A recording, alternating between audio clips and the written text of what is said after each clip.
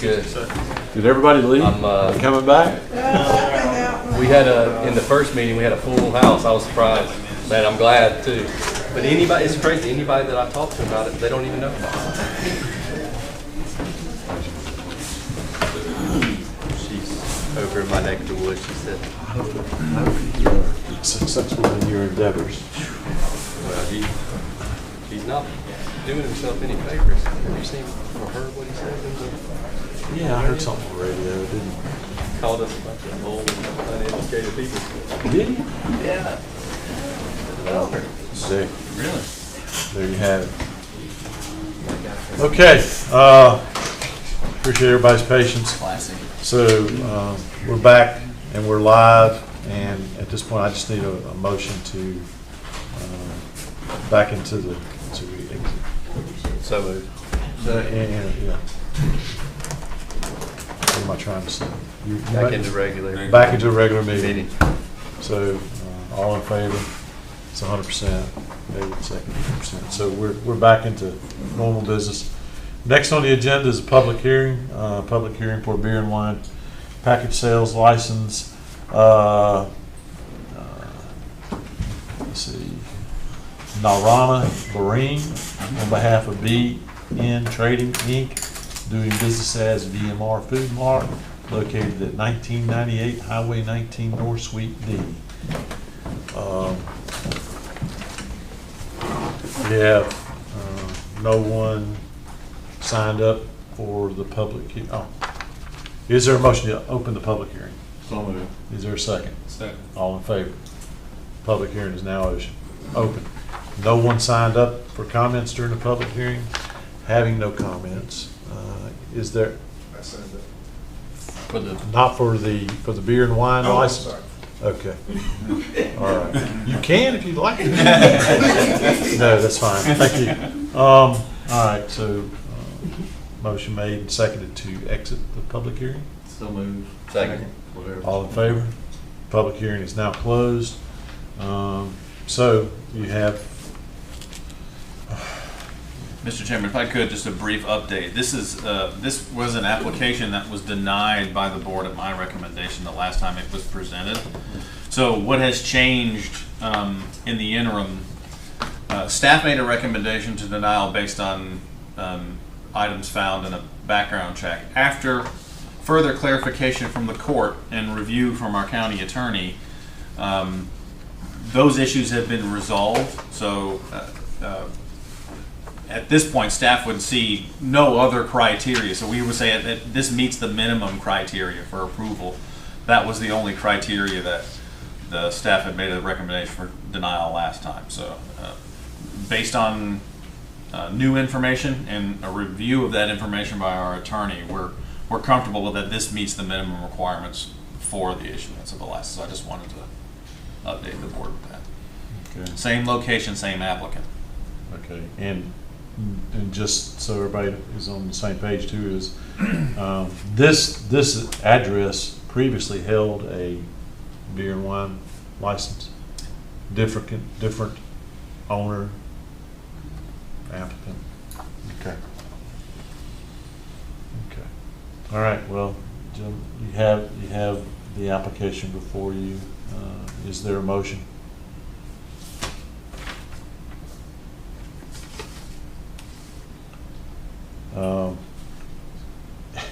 A motion does, I mean, I get it, a motion one way or the other, because we probably do need to address this. Not having a motion just We have to have one. we really need, I need a motion one way or the other. I mean, and so after I have a motion, a second, we can discuss it. I'll make a motion to deny it. I have a motion to deny. Is there a second? A second. Motion made, second to deny. So is there any discussion? I'm gonna explain my motion to deny. If this is my motion to deny. 700 feet away, there's already another package store. Another business that sells beer and wine, 700 feet away. The next one's another 2,000 feet away. You know, I mean, we're, you know, in my opinion, I think we're, you know, they're popping up these little places and they're wanting more out of it than just selling beer and wine. But I just have a hard time saturating this town with little bitty stores that are selling beer and wine.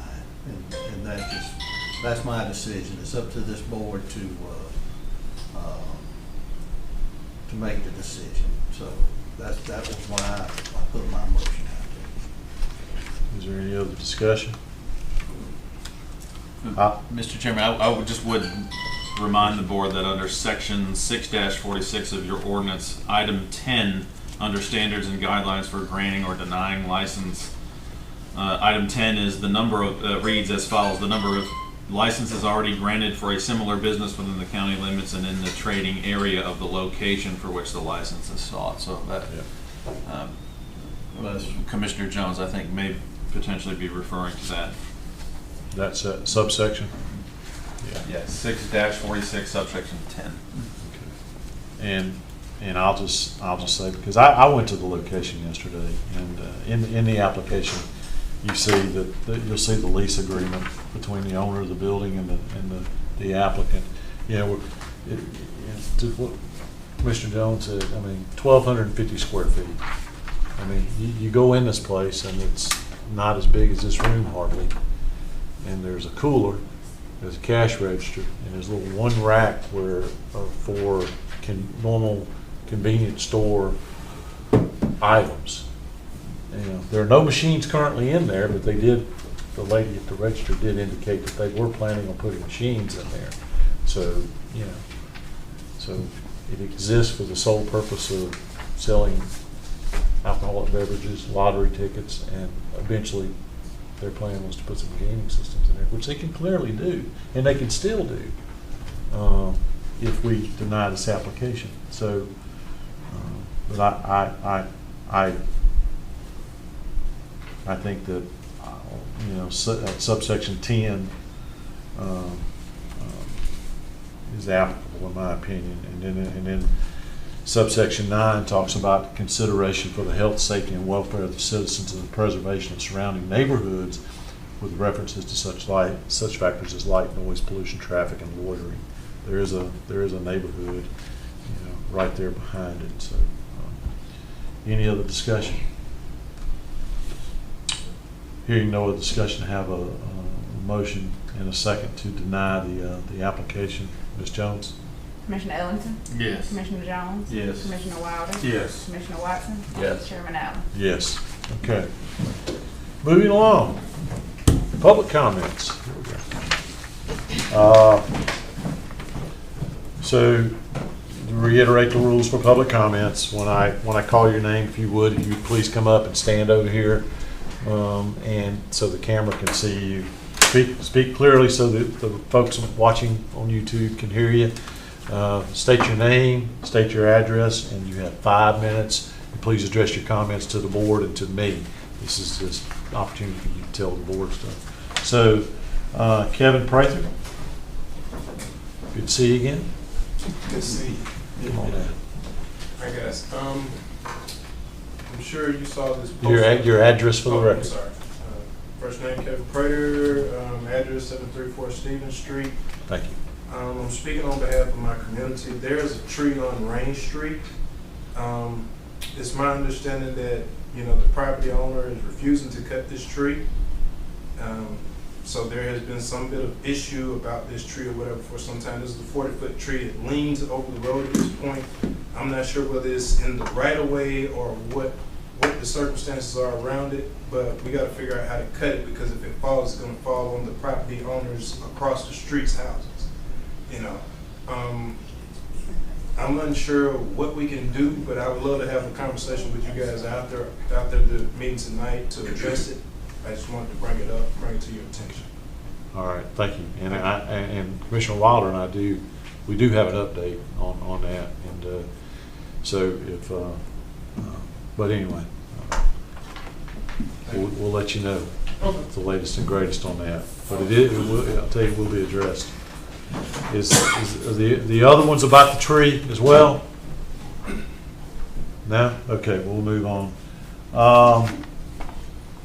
Mr. Colbert, Yes, sir. if you would, just come up here, state your name and your address for the record. And you got, Melvin Colbert, 73 Chatfield Road, Cologne, Georgia. I'm calling about another situation in my part of the county, which is in Mr. Wilder District. Allen Road is getting a dip in the road, right there by the softball field. It's getting deeper and deeper. And if we get a good rain, the water is coming across the road. And if you go out 5:30, 6 o'clock in the morning, you run up on that water, you ain't got nowhere to turn around, you ain't got nowhere to bag up. So I don't know if this is a county road problem, but it needs a drain pipe. And then one drain put in that road. And then another drain on farther by that softball field. If not, you run up on that thing at night, it's gonna be a bad accident. And that road needs to be some kind of way, well, it's kind of swampy. So once it rains, that water gonna come over that road every time. And it's coming to the point now where it's dipping. And if it keeps dipping, you think about it, you got a school bus come through there, you got people commuting, going to work through there. And there's no, it could even use some guardrails in there. And I'm sure the commissioner see it, he live through there, and he can see it, and he can feel it. And it needs to be fixed. We pay these taxes, and Lord knows they stack them up every year. And it needs to be fixed. So what do we need to move on to get it fixed? Do we go to the road department or? no, you made us aware, so I'm It sure we'll. it ain't just happening, it should not just, you know what I'm saying, it's ongoing. Okay. And we need to try to get it fixed before somebody get hurt or killed, either one. You don't want either one of them. No, sir. All right. Thank you.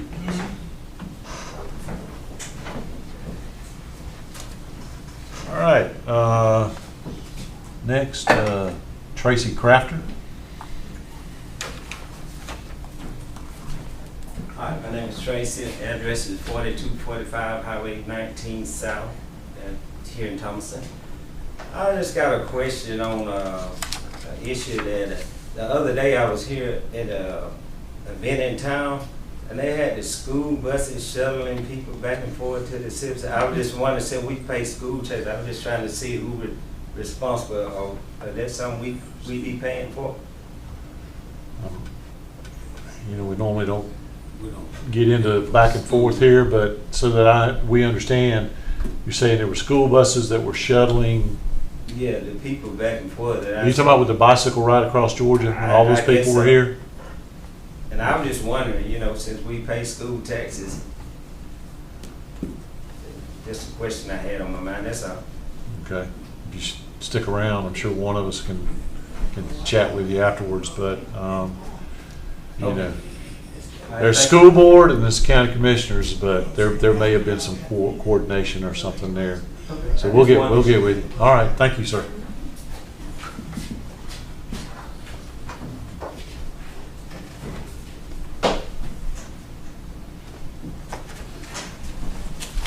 All right. I have no other individuals signed up for public comment, so we'll move along. So before we go into the consent agenda, gentlemen, one of the items, item F, is the acceptance of the 2022 first quarter financials. Our chief financial officer has done a tremendous job in creating this, and since it's the first one, I really would like for him to present it to us. So I would like to remove item F under the consent and place that under new business. So moved. Okay. Is there a second to amending the agenda? Second. All in favor, basically. Okay, so unanimous. So item F is now under new business. Next on the agenda, obviously, is the consent agenda. Under the consent, we have approval of the May 24, 2022 work session meeting minutes, approval of the May 24, 2022 regular meeting minutes, approval of Resolution 18, 2022, which is a FY 2022 budget amendment to reclassify joint projects out of the general fund to projects funds. Approval of the Georgia County Internship Program Grant Agreement, and approval of Three Rivers Regional Transit Agreement, and approval of the associated resolution for that budget amendment. Is there a motion on the consent? So moved. Is there a second? I'll say. Ms. Jones? Commissioner Ellington, Yes. Commissioner Jones, Yes. Commissioner Wilder. Yes. Commissioner Watson, Yes. Chairman Allen. Yes. Okay. So as promised, item F, under new business, is the acceptance of the 2022 first quarter financials. Alan did one of the things that we talked about is, kind of taking that 30-something page document. I think you were about 30-something pages, might have been 40 or 50 by now, but anyway, coming up with an executive summary of just how we're doing. So that's what this is, and I'll tell you, when I saw this for the first time, I was very pleased. This is exactly what the doctor ordered. So with that, Alan, you want to kind of Sure. touch base with this? Thank you, Mr. Chairman, Commission. We can go through this rather quickly. If you look on the very first page, or second page actually, it's a summary of significant first quarter financial events. And all of you are aware of these. This is a recap of the big things that transpired during the quarter. Obviously, the broadband infrastructure grant was approved for $4.3 million.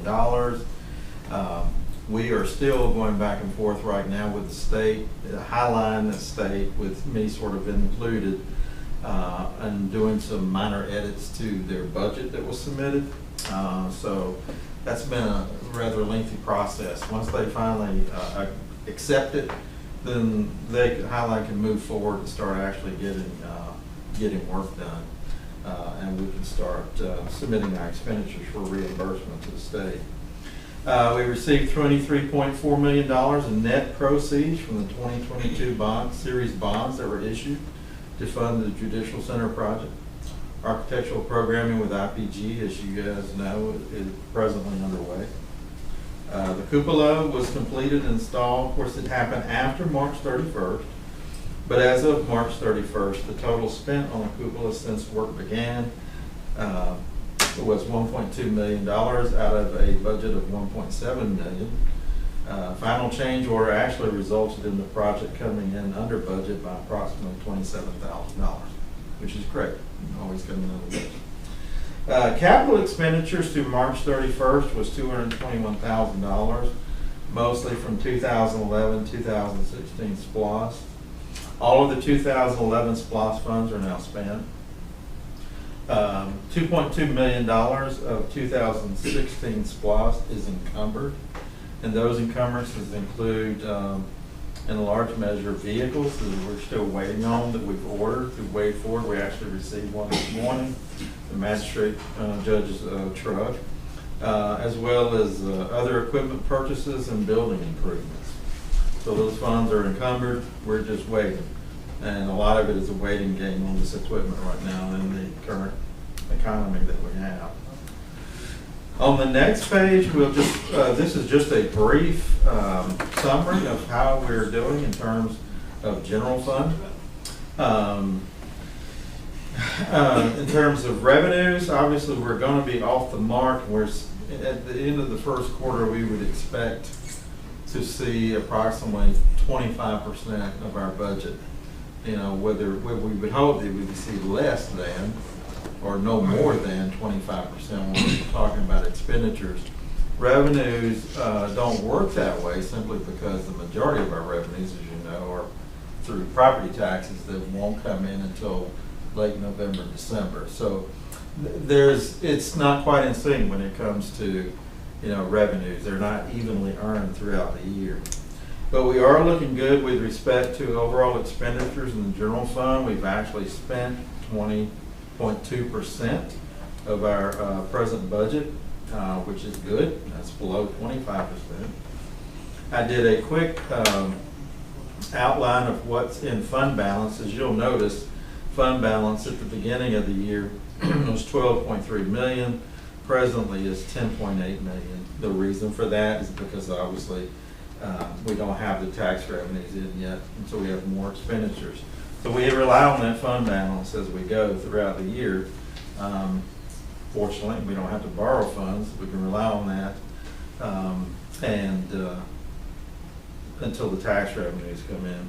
I broke out the committed components of the current fund balance that has been, through resolution, has been committed. So we have $9.7 million of unassigned fund balance. Below are simply just a pie chart. It's not really reporting actual at this point. It's just kind of a way as a reminder to show you all where our general fund expenditure revenues are coming from and where our expenditures are going to.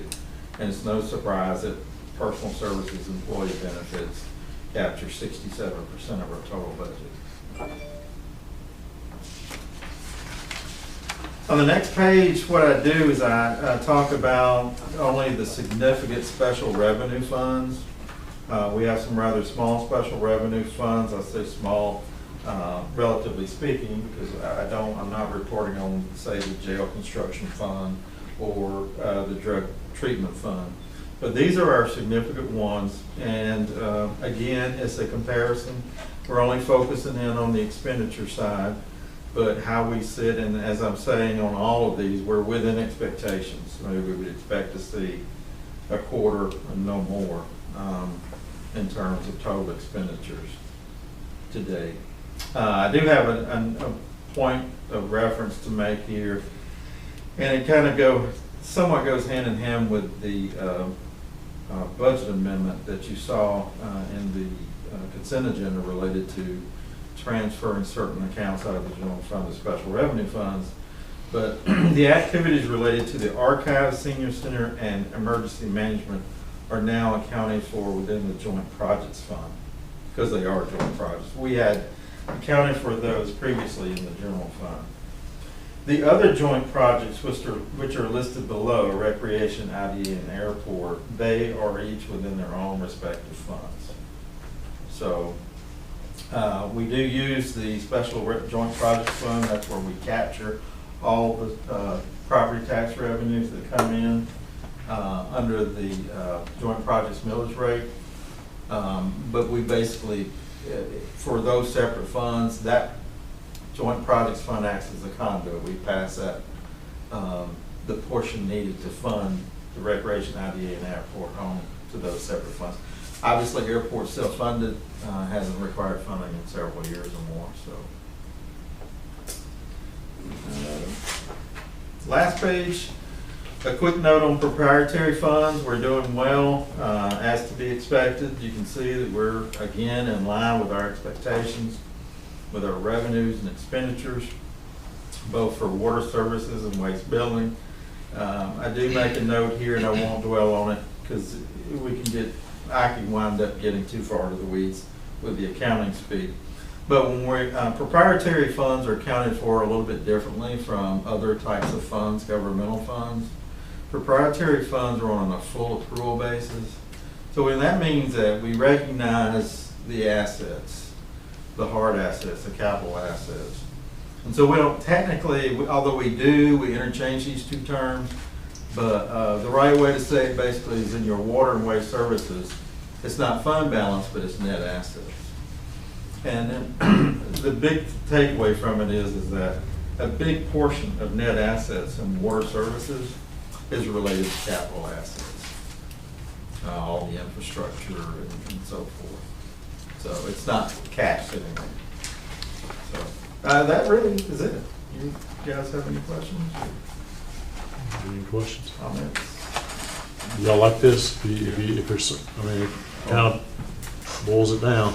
Yeah, I do got a comment. Okay. You're doing a heck of a job. Oh, as I told everyone at work session, well, I'll still prepare, a lengthier version, and I will keep a copy in behind Amanda's desk in the office and pre-read binder, and even breaking it down to account level. If you ever got a question, you can go right to it, or just call me. And, but anyway, thank you very much, appreciate it. Thank you, Adam. Thank you. Moving along, next on the agenda is item G, discussion and appointments of EMS Region 4 Advisory. Chairman, now, do you want to make a motion to accept the financial? Or You want me to accept the finding? Yes, I think we better do what they said. So, gentlemen, you have the first quarter financials. Is there a motion to accept? So moved. Is there a second? Second. Okay, motion made to and seconded to accept the 2022 first quarter financials. Ms. Jones? Commissioner Ellington? Yes. Commissioner Jones? Yes. Commissioner Wilder? Yes. Commissioner Watson? Yes. Chairman Allen? Yes. One day, Jessica, when you start looking at me like that, I'm going to stop and ask a question rather than waiting for me to completely stumble. All right. Discussion appointments to the EMS Region 4 Advisory Council. You have two applicants in front of you. One is a reappointment of Mr. Tarrant, and one is an appointment of Russ McGee, who would be replacing our county manager, Jason Tinsley, on that council. Is there a motion? I'll make a motion to accept both of their applications to the board. Okay, I have a motion. Is there a second? Second. Okay, I have a motion made and seconded to reappoint Mr. Jeffrey Tarrant and to appoint Mr. Russ McGee to the EMS Region 4 Advisory Council. Ms. Jones? Commissioner Ellington? Yes. Commissioner Jones? Yes. Commissioner Watson? Yeah. Sorry, Commissioner Wilder? Yes. Commissioner Watson? Yes. Chairman Allen? Yes. Threw a curveball. Okay. Item H, discussion and approval to the employee health insurance renewal. Mr. Chairman, I can do just a brief recap. Obviously, this was the highlight of the work session earlier in the month for June. But essentially what staff is asking you to approve today, and no changes have been made since you've seen it at the work session last, so it's exactly as it was. As you heard from the broker, we had difficulties at first with a renewal with our existing provider. He ended up taking our services to market, got several bids from competitors, and then went back to the table and began to renegotiate with the current provider. Throughout that process, as he's negotiating, what ended up to be the best option would be a renewal with the current provider with the same coverage and the same cost to employees. So therefore, the coverage does not change, so no part of the policy changes. The cost to the employee does not change. And that would present an increase over last year of $315,399 or 17.82%. Now he went on to explain the strategy, why this recommendation, how he was able to achieve that in negotiations, and then he talked a lot about claims history. Obviously, I don't, without having the expertise of our broker here, don't want to get too much into our claims history. But he felt like this was our best option. He did say that we could tweak that, but as we discussed in the work session, you know, our employees, like everybody else, everyone else's employees, are facing some pretty high inflation. So my thought was recommending no change to the cost to the employees. Then we can, when we get to putting our budget together later on this year, that we can talk about, we can remove this from the table as a potential impact of inflation on our workforce. So, so my recommendation is to approve the renewal at 17.82%, or an increase of $315,399. That also includes a renewal of the dental plan at no increase, so the same exact for the previous year, which is $72,351. No change to the basic life. An increase of $1,465 to basic life year to year. And then you'll see the disability, yeah, with a 10% increase or $2,176. Okay.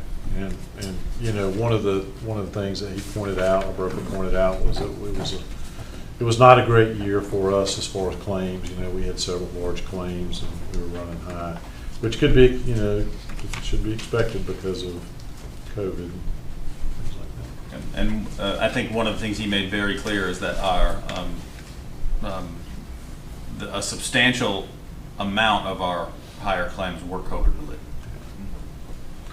Okay, so gentlemen, you have the staff's recommendation. Is there a motion on the employee health insurance renewal? I make a motion when we move forward with it, and I want to reiterate to the employees that work for the county, even though it's going to cost more, the employees will not have any more out of pocket. They're not going to have to pay any more for it. And I just want everybody to know that we're looking out for the employees. Okay, I have a motion by Commissioner Jones. Is there a second? Second. Seconded by Commissioner Watson. Any further discussion? Okay, motion made and seconded to approve as recommended by staff. Ms. Jones? Commissioner Ellington? Yes. Commissioner Jones? Yes. Commissioner Wilder? Yes. Commissioner Watson? Yes. Chairman Allen? Yes. Okay, item I, discussion and consideration for towable emergency message boards for EMA and consideration of resolution 19/2022 for a budget amendment. Mr. Chairman, this item is actually the culmination of work done by our EMA director, who is in receipt of a grant, and our finance director and our EMA director will go over the details. But essentially, we were awarded the grant, and then we have until the end of the state fiscal year to claim those funds. So with that, Mr. Chairman, I would much prefer to allow staff to present this one. They worked in tandem on this, trying to close this out before the end of the state fiscal year, June 30th. Oh, we'll give the two-person show now, so ever how y'all want to present. You got the, that's smart man. When COVID hit, well, let me back up and preface this. When we had the tornado in 20, we borrowed some mobile messaging signs from Monroe County, and they were able to help us identify where our site was out at the road department, where folks needed to come for information about how we could help the victims of the tornado. When COVID hit and we started having mobile spots, multiple spots around where we were doing testing, the health department came to me and said, can we find some signs to help identify where we are going to have these particular drive-through testing sites. In fact, the nurse manager at the time, who was nurse manager for Upson and Lamar County, had asked about this, so I approached Monroe County again and got two signs, one we used here and one in Upson, and one she was able to use in Lamar, to identify those testing sites to the motoring public so they would know where to go.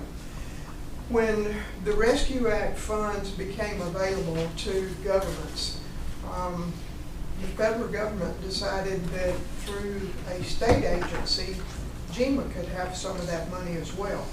And when they decided to push it out to the local EMAs, they told us, use this money for things that are on a wish list that you probably don't have budgeted.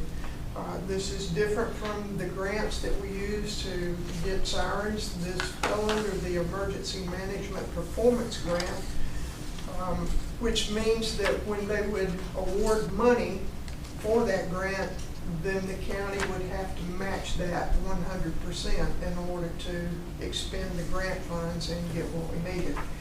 I got to work had talked to Jason about some messaging trailers that we could use throughout the county. Being a joint project, we could also use them here within the city for special events and such as that.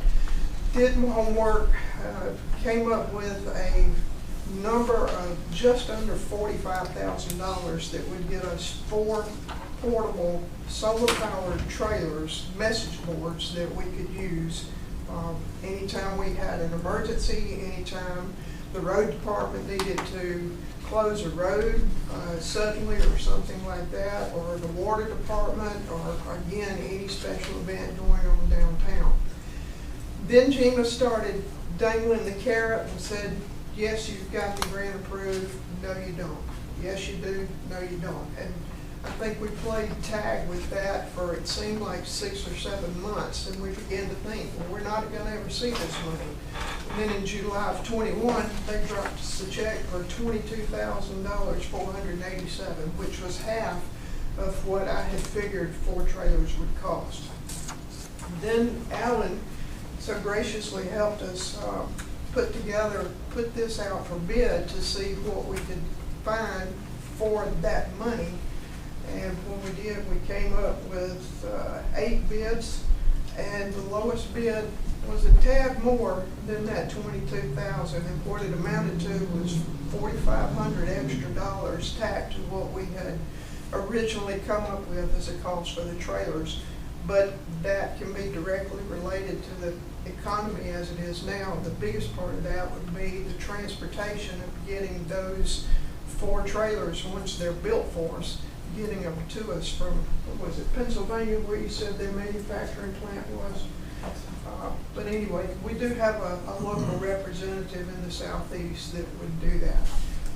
Would take care of any kind of servicing and help us with that. So Alan and I looked at this, and we've come up with all the bids. You've got some of the paperwork and see where we went through the process of grading them out. So what I want to ask the commissioners to do is to match that $22,487 and add the $4,500 to it. So we need an extra $26,987 to go with the money we already have in the bank to go ahead and get these 4 trailers purchased. The problem with the EMPG grant funding is it closes out June the 30th, so we've got to act kind of quickly.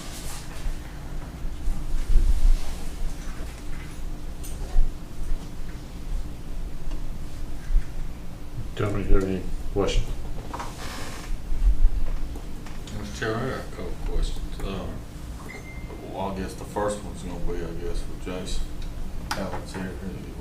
Alan, where are these funds, these matching funds, where we gonna pull these matching funds? So, obviously the 22,000 is in fund balance. We're looking to pull the matching plus the additional $4,500. We were asking the board if we could use a portion of the contingency reserve that we budgeted for 2022, which right now is $117,475. It's in, the commissioner's department.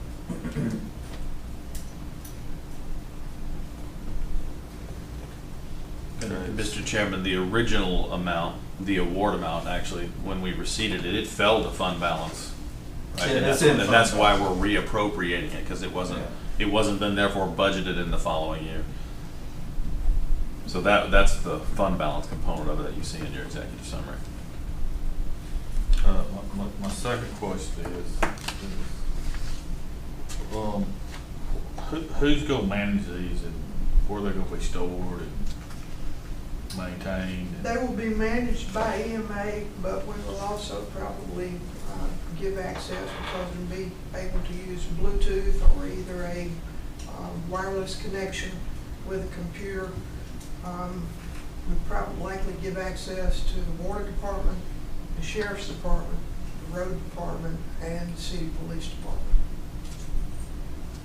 So if they had a need for them, we can store them in emergency management right now. We could also store them at the road department as well. What maintenance? I mean, it's solar battery powered, so, I mean. It has deep cycle batteries in it, but it has a solar panel that keeps those deep cycle batteries charged for up to a year. And then it operates, as it operates, it's operating off of battery power, but the solar panels keep them charged up all the time, so they work 24/7. Okay. All right, that's all I had. Yeah, I think mine is, if we do this, I think there needs to be some sort of prioritization on utilization. I mean, we're getting them, we're using emergency, they're first and foremost for emergency management and for Right. emergency purposes, Right. not just, I would hate to see us let these things turn into Concert on the town. crowd control, that kind of stuff. I mean, yeah, public safety Serious. first and foremost, and if they, but to just see these things all over the place now going, whatever, carnival ahead or, farmer's market ahead, that's not, I mean, where I'm coming from. Right. These are, we're considering these essential, if we purchase these. I want to be treated like, road department, by all means, if we have a thunderstorm come through at night, and we got a culvert, we got a pipe washout, let's get them down there. I think, that's what they're ideal for. And then the other reasons that you started with, when the tornado came through, we were scrambling to find a way to direct people. I remember us out there having to borrow those. So, I mean, I guess I put things in my terms, but you have a lot of friends when you have good stuff to borrow. Mr. Chairman, Monroe County found that out real quickly. So, does that make sense what we're saying? Like, Oh, yeah. Absolutely. buy a new chainsaw, everybody wants to borrow it. Right. The blade goes dull, they want to give it back to you. Don't tell you about it. Any other questions? All right, so what you have is you have, I guess we'll break this in two parts. First is the consideration of purchasing these, and then the second would be the resolution for the budget amendment. So first is there a motion on the staff's recommendation for approving the purchase of these? So moved. Is there a second? I'll make a second. Any further discussion? Hearing no further discussion, I have a motion to approve the purchase of these, and for the record, it's a $26,987 to be used in conjunction with the $22,487 grant that we received. Ms. Jones? We don't have, are you doing the same motion? No, I'm Same breaking person them up. motion? Okay, So that's on the motion to purchase. okay, I'm there. Commissioner Ellington? Yes. Commissioner Jones? Yes. Commissioner Wilder? Yes. Commissioner Watson? Yes. Chairman Allen? Yes. Okay, and in concert with that, you have a resolution to amend the 22 budget. I won't read it, except for, therefore be it resolved, the Upson County Commissioners hereby formally amend the original 2022 general fund operating budget for Upson County in a total of the amount of $49,474. And as we talked about, the $26,987 reallocation from the contingency reserve budget in our county commission budget to the EMA budget, and then the $22,487 fund balance appropriation representing that same amount of the emergency grant funds from FEMA received in 2021. Is there a motion on this resolution? So moved. Motion to adopt, is there a second? Seconded by Second. Mr. Watson. Any other discussion? Hearing no further discussion, Ms. Jones? Commissioner Ellington? Yes. Commissioner Jones? Yes. Commissioner Wilder? Yes. Commissioner Watson? Yes. Chairman Allen? Yes. All right. We're knocking it out. It's that fun part time.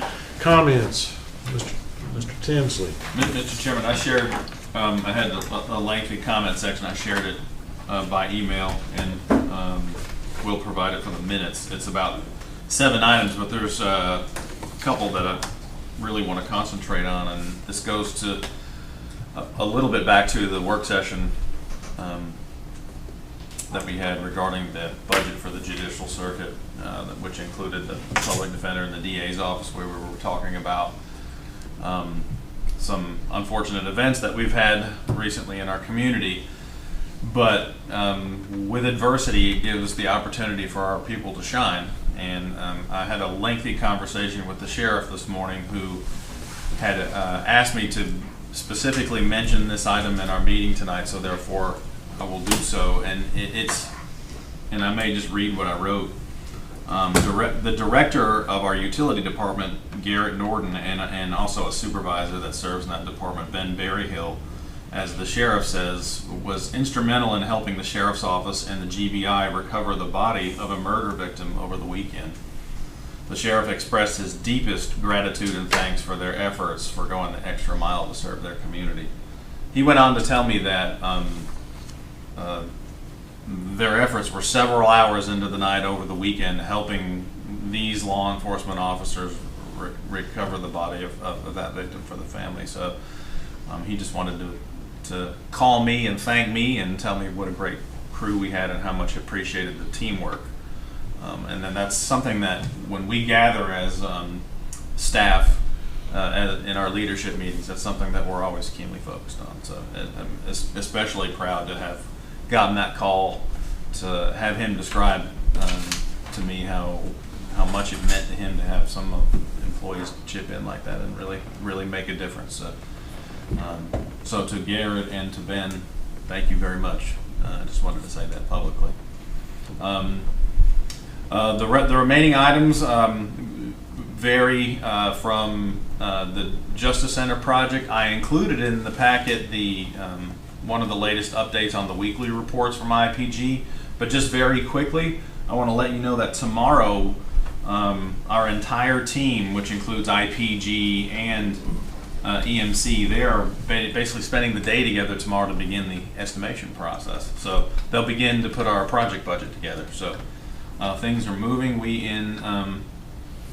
So that'll be on June 15th. I attached the lengthy weekly report. Please review it at your leisure. Just a quick update on the Civic Center roof. The nuclear moisture testing that we discussed a few meetings back is now in the hopper to be scheduled, and we were promised by the vendor that it'll be complete no later than July 1. So we'll be in July sometime reporting back to the commission on the condition of the roof. As the board may remember, we had issues with the potential of faulty installation problems. So we're going to see exactly what the state of the roof is, and then we can devise a strategy on how to rectify that. I included, this is item number 4 on my list, I included the punch list, some of the very small items that we're requiring to be able to close out the courthouse re-roof and clock tower replacement project. Lots of little small items. Really the main item is that we're now waiting for one last trip from the folks in Campbellsville up in Kentucky to come in and install our chiming mechanism. There's some operational manuals and some other information that we're waiting for. So that project is not closed out yet, but it's days away. So our LMEG 2022 / our SPLOS Phase 3B projects. Just to give you a quick update, the bid advertisements were posted today. Our mandatory pre-bid conference is scheduled for June 28th, and bids are due back to the county July 12th. Quick update on our efforts to potentially renovate or look at renovation options for the Worthy Gym in Lincoln Park. I confirmed with Parrish, who's going to do this study for us, that they will have an estimate and a renovation strategy and some cost estimates to us no later than June 24th. So we should have that pretty quickly. And lastly, the county participated in the city's pre-construction conference for the joint sewer project. As you know, a decent section of that is actually going through Lincoln Park. We appreciate the fact that the city is working closely with the county public works as we move into that. So the notice to proceed has been given. I gave you a copy so you can look at it. Of the checklist and the agenda that we went over as during that conference, and the contract time for that is 180 consecutive calendar days. So that clock started about 2.5 weeks ago. And with that, Mr. Chairman, that concludes my remarks. Thank you. And Mr. Chairman, if I may, one more. My son Joel is watching tonight, so I just wanted to say hi to my son. Like, subscribe, don't comment. No comment. Can I ask the county manager a question? Yes, sir. You got any updates on the bridge? I mean, on Covered Bridge. Yes. I know I asked Alan about that recently, and he told me, and I don't remember. The materials are supposed to be ready about now. That's the last word I got. So mid-June, when the materials will be ready. Just wondered. Okay. Jessica. One thing, county picnic, July 15th. We haven't heard from you guys. I'll be there. So if you would, please let us know as soon as possible if you'll be able to attend that day. I'll be there. Thank you. Okay. Might have to remind me, but I'll be there. Our esteemed county attorney, Mr. Hicks, you got anything for us? Esteemed only because I say nothing. Thank you very much. All right. Mr. Wilder? I do have one thing I want to say. I have to wait till Ms. Justin get through calling her name before I answer. Because she called me third normally, well, at least 3-4 times in a row, she has an opportunity to skip around. All right, my next thing is I understand that the summer youth program at the Dinker Park Gym is going quite well. It's just a little warm in there.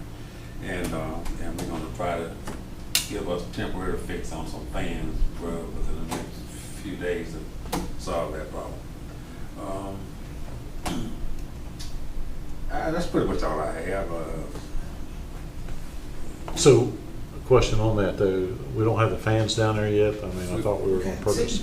There's some in I think there? we got 2 in there, but It's just not enough? you've got not It's enough. not. It's been, because we know it's been hot. Real hot. Scorching. Oh, yes, it has. Okay, all right. Mr. Jones? Just appreciate everybody watching on YouTube, and appreciate everybody that showed up, and this one here is kind of, I think this one's in everybody's mind.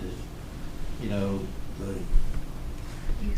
the neighborhood's changing, guys, and you know, used to just be more kind to each other, and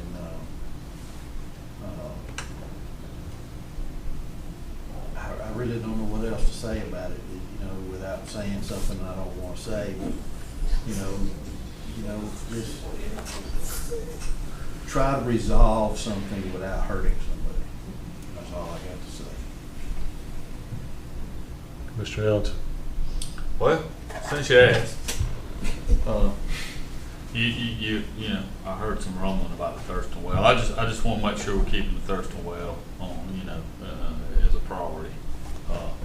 That serves 90% of my district for water that's on water. I mean, it is the source of water out there, and then it transfers over to the north side water tower.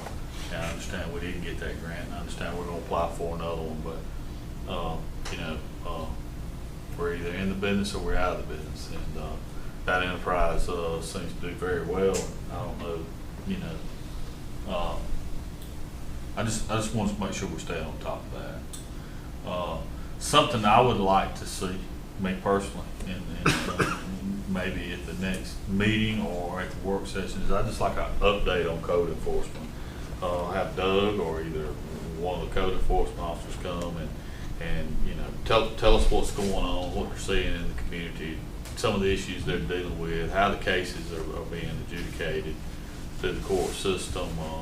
You know, I would personally like to hear from them boots on the ground, how things are going and some of the issues they're facing. You know, obviously, we're always trying to work on keeping our community clean and looking nice and keeping everything within the codes and the ordinances. But I want to hear from, I really kind of like to hear from those guys, just to, and I don't want to put them on the spot and then get them here to big up. I just want to hear, I want to hear from the guy enforcing it. And really just get to meet them too, to look at them face to face. You know, I appreciate the budget thing that Alan put together and looked at it as we was going through there. I'm really glad that some of these accounts are being separated out of their general fund, so that when people look at this general fund, you know, when people get a hold of it, they're like, oh, the county's got all this. Well, you know, no, there's really not that amount in general fund. We're separating some of that out.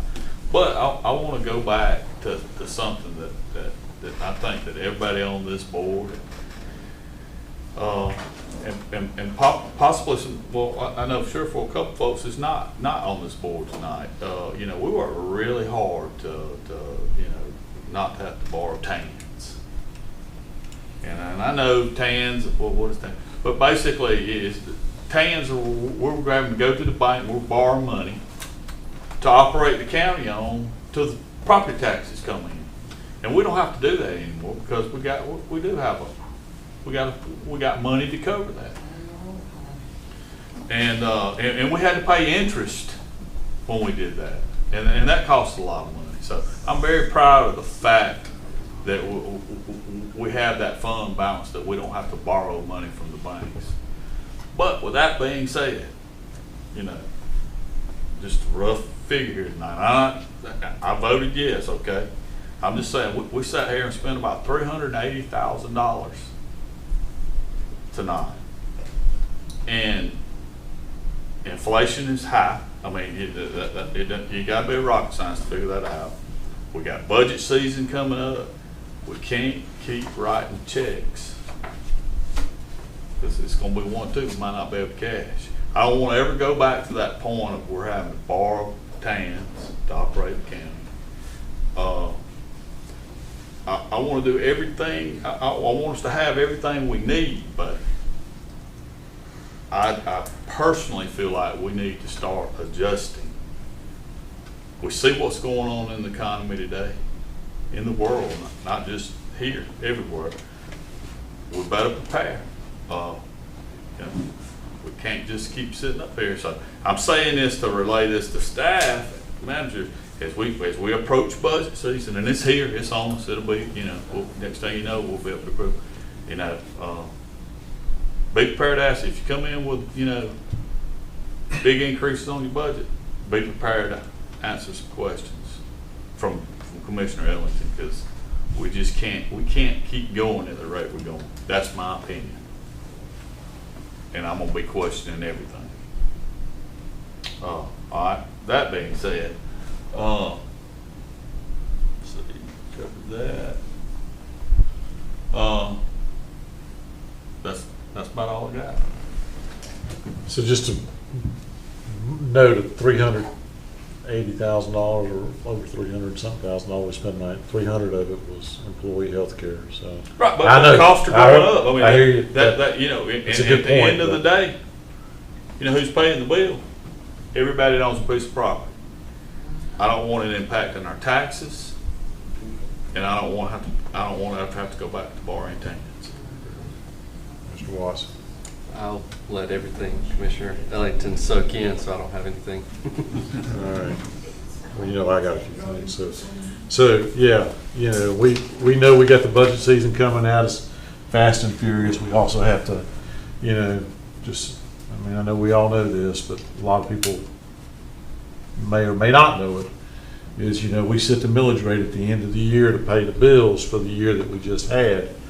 And we know that, you know, when we set the millage rate this year, that we're going to be addressing ambulance service, significant investments in public safety, to include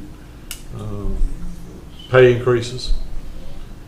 For 3 years, we had, just to kind of piggyback on what you were talking about, for 3 years, we made substantial investments in personnel through pay increases. And now I'm like Commissioner Ellington, I think the rubber's going to meet the road here very soon when it comes to that. And we're going to be, we're all going to be tightening our belts. So, we'll see. That's all I got to say is we'll see. We know that when the time we made the decisions to do what we had to do for EMS, and I don't think anybody's gotten a complaint about EMS, have we? Not one phone call about ambulance service in Upson County since we did what we had to do, and with AmeriPro, they're doing a great job evidently. If our phones ain't ringing, they're doing a pretty good job.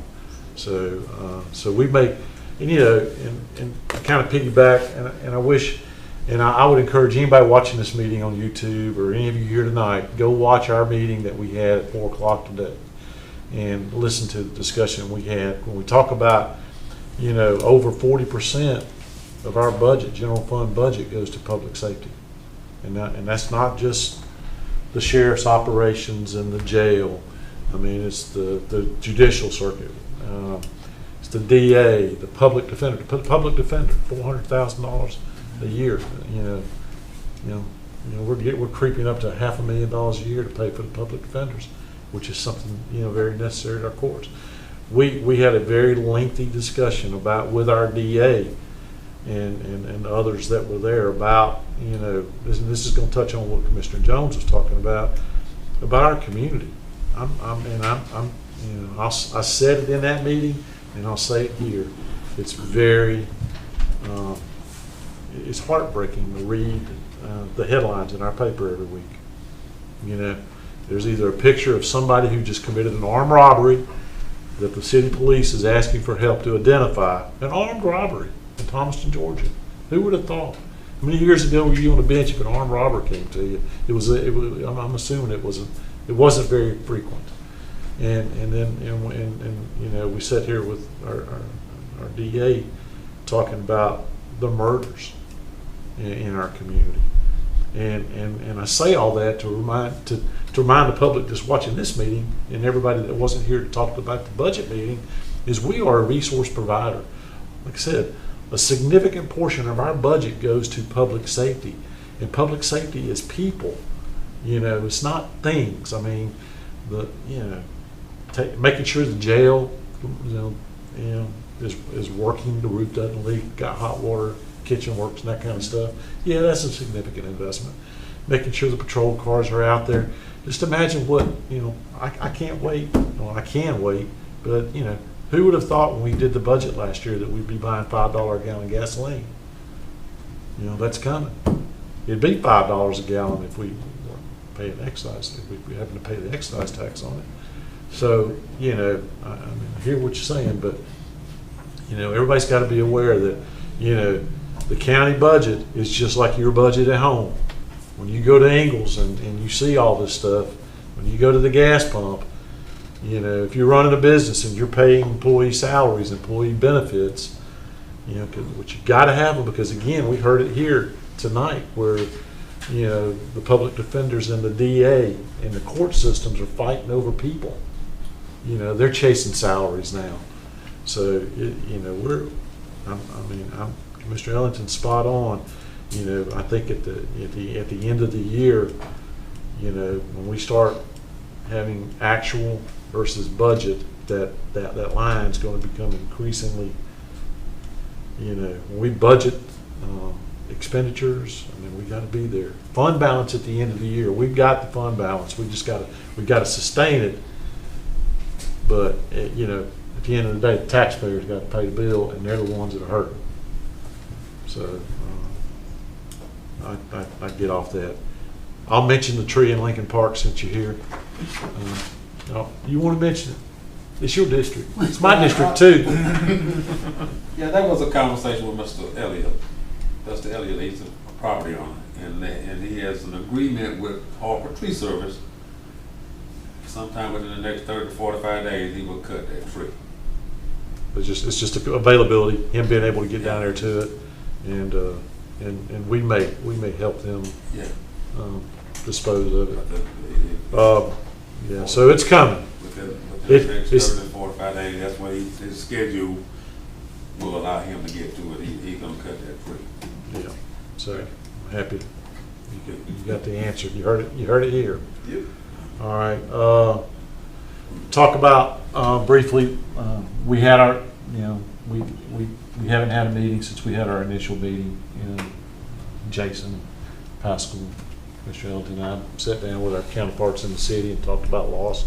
I'm still very optimistic that this will be a very quick,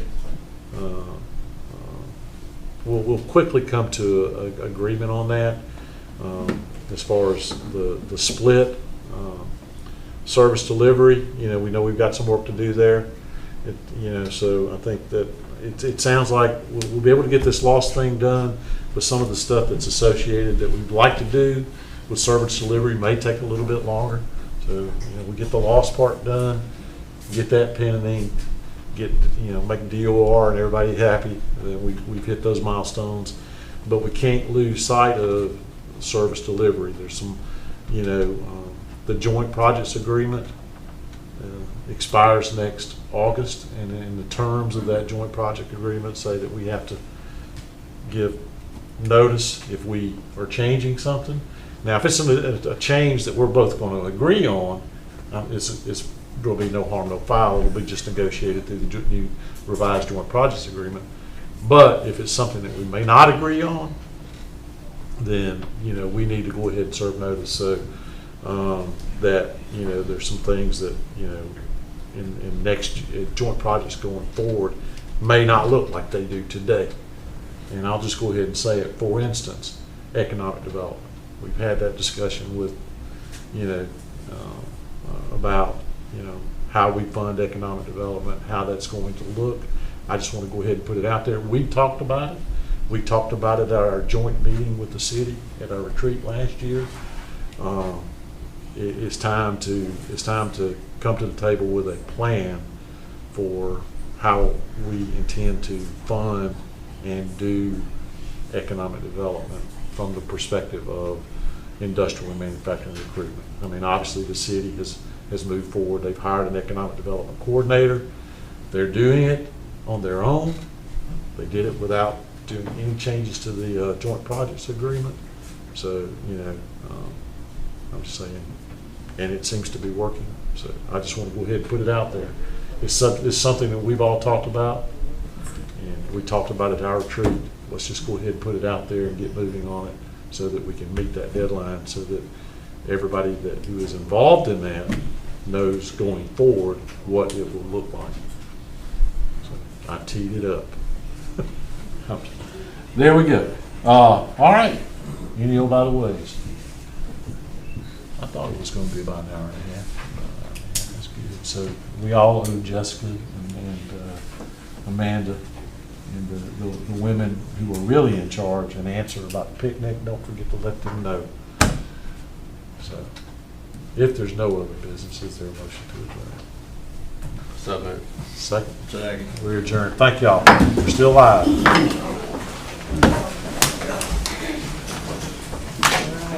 Dave, before you even ask, here you go. I didn't even make notes on it. You can have that.